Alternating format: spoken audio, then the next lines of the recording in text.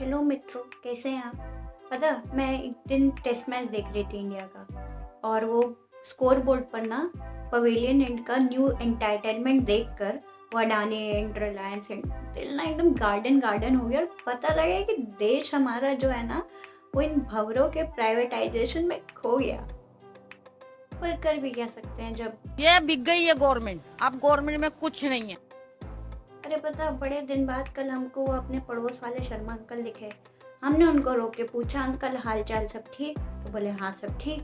फिर हमने उनको बोला कि अंकल आपके बड़े बेटे गुड्डू शर्मा द बैंकर का क्या हाल है? तो बेचारे सच में शर्मा गए और बोले कि अब वो ना सरकारी बैंकर बाबू के पापा होने का भौकाल नहीं रहा, क्योंकि जो पब्लिक सेक्टर बैंक को प्राइवेट करने का फैसला सरकार ने लिया है ना, उससे तो अब हमें यही लग रहा है कि न जाने हम किस घड़ी में कौन सा पाप किए थे जो अपने लड़के को हम सरकारी बैंकर बनवा दिए थे।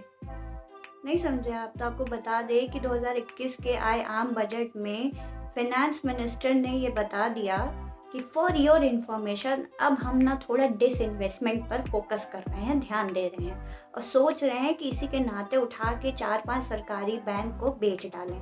और गुप्तचरों के मुताबिक ये जो बैंकों के नाम आए हैं सामने वो हैं bank of India, bank of Maharashtra, Indian overseas bank और सेंट्रल बैंक ऑफ इंडिया। अरे भैया, पब्लिक सेक्टर बैंक्स को प्राइवेटाइज करने की बात हो रही है यहाँ पे।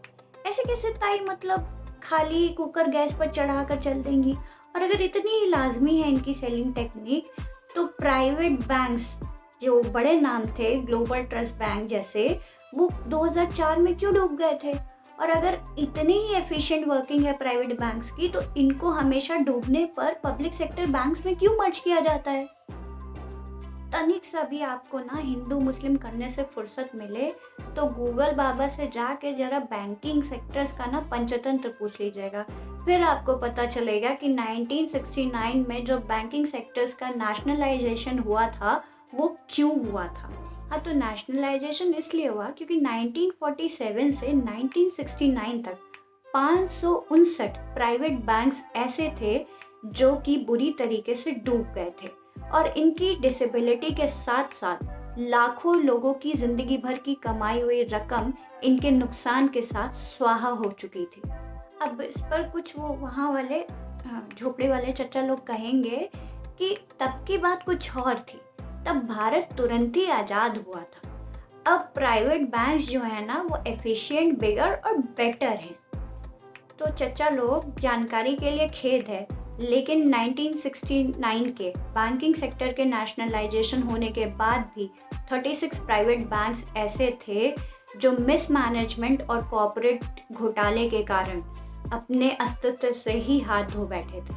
पब्लिक सेक्टर बैंक कई बार प्राइवेट सेक्टर बैंक्स के बैड डेब्ट को जहर के जैसे पीकर उनको अपने में मर्ज करने वाला डूबते को तिनके का सहारा बनकर सामने आया है।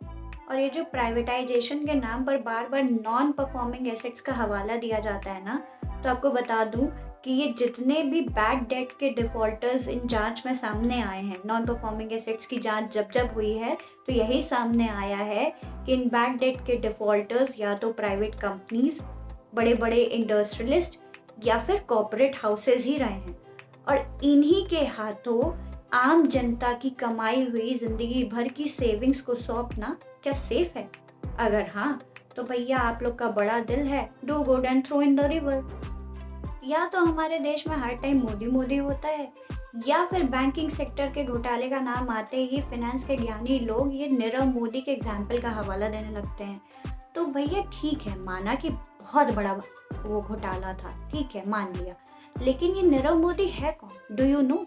अरे भाई, बिजनेसमैन ही तो है जिसने ये सब कर्मकांड किए।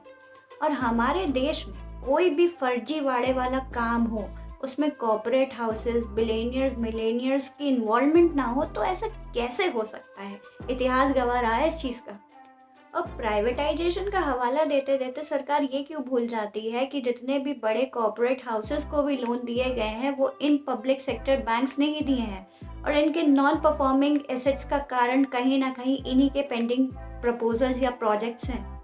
और अगर प्राइवेट बैंक्स इतने एफिशिएंट हैं, इतने मैनेज्ड हैं, तो उनसे लेना लोन्स। क्यों आज भी 5 रुपए कमाने वाले से लेकर अरबों में खेलने वाले तक का भरोसा आज भी सरकारी बैंक पर ही क्यों है?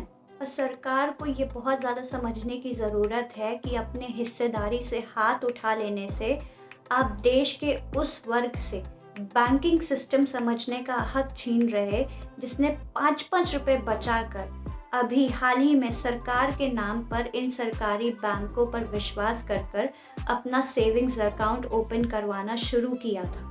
लेकिन अफसोस, अगर प्राइवेटाइजेशन हुआ ना, तो प्राइवेट बैंक्स की टेक्निकलिटी से ना समझ ये वर्ग बेचारा मिनिमम बैलेंस के साथ अपना सेविंग्स अकाउंट ओपन करवाने का सपना ही देखता रह जाएगा।